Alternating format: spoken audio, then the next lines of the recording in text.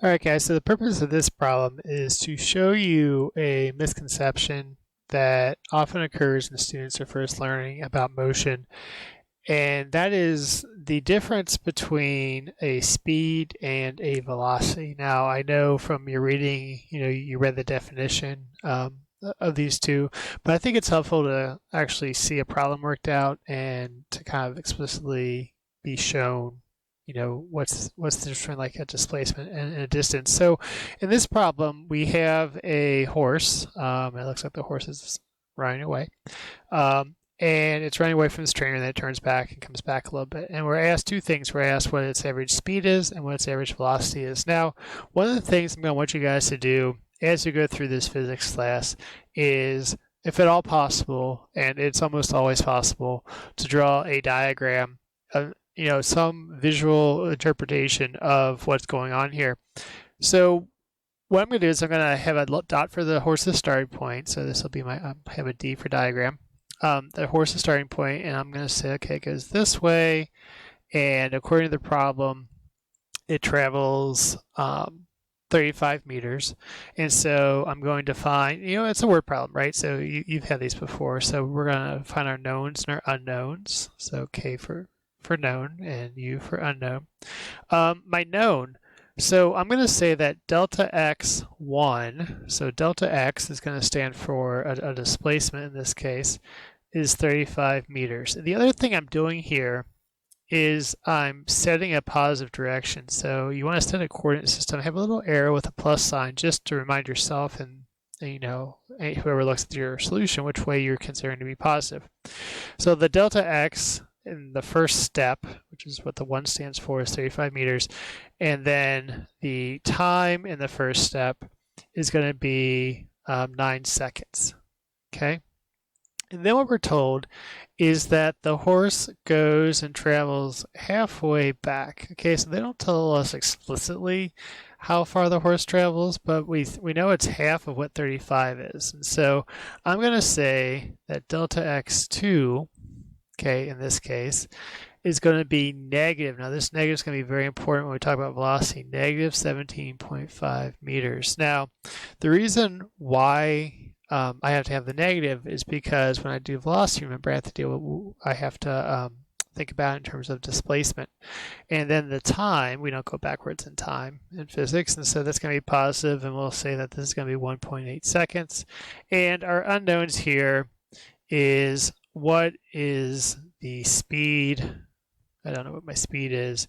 And what is my average velocity? I put a little arrow to remind myself that that's a vector quantity. So my average velocity, I don't know what that is either, and I need to solve for it.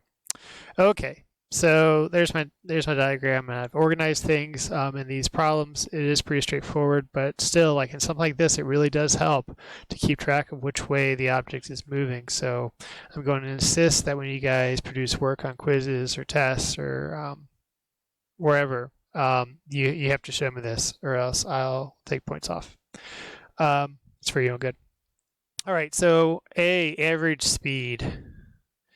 Average speed. So from your textbook reading, you should have seen that the average speed is the total distance divided by the time that it takes to travel that distance. Now, distance, it's not a vector, it's what's called a scalar quantity. So it doesn't matter what direction we're moving in, we just add the what's called magnitude, right? How big the number is.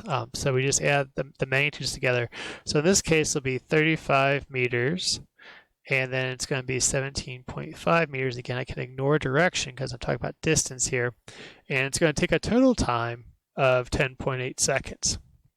And if I do that, I'm going to get, assuming that my calculator was correct when I did this, my calculator said 4.86 meters per second.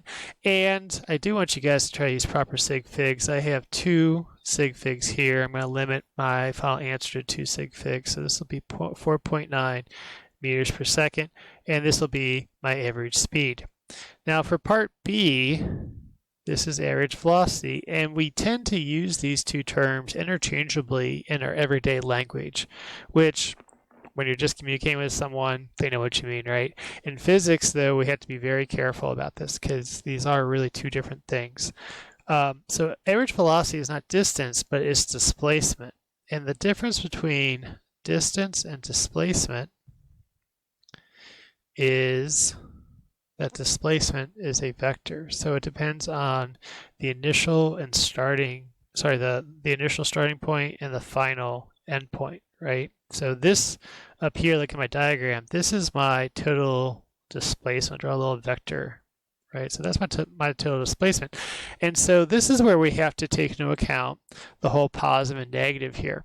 Okay, positive and negative in this case is telling me direction. It's indicating direction. So I'll say my displacement will be the 35 meters I go in the first place, or not me, but the horse went in the first place, minus, actually, let's say plus the negative 7.5 meters that it went back. Again, it's negative 17.5, not 7.5, 17.5, because it went in the opposite direction from positive in my coordinate system. And then the total time, which again is 10.8 seconds. And so we see this and we say, okay, we do a calculation, we get 1.62 meters per second. Simplify this to 1.6 meters per second, but I'm not done yet with velocity. I'm not done yet. This is the magnitude. This 1.6 is the magnitude. Okay, but velocity is a vector. Okay, I cannot just put a magnitude, I've got to put a direction. In this case, I'll just say in the positive direction. So it's very important when you have a vector quantity like velocity, and for right now, velocity is the only one that you know is like this. But when you, when you have a vector, you have to specify both the magnitude and the direction. So the full answer for the velocity would be 16 meters per second in the positive direction. Okay, so that is how you would work this problem in class. We will do more practice. You guys will get a lot more time to practice these types of things while I'm walking around and able to assist you. So if you have any questions, please let me know, and I will see you soon.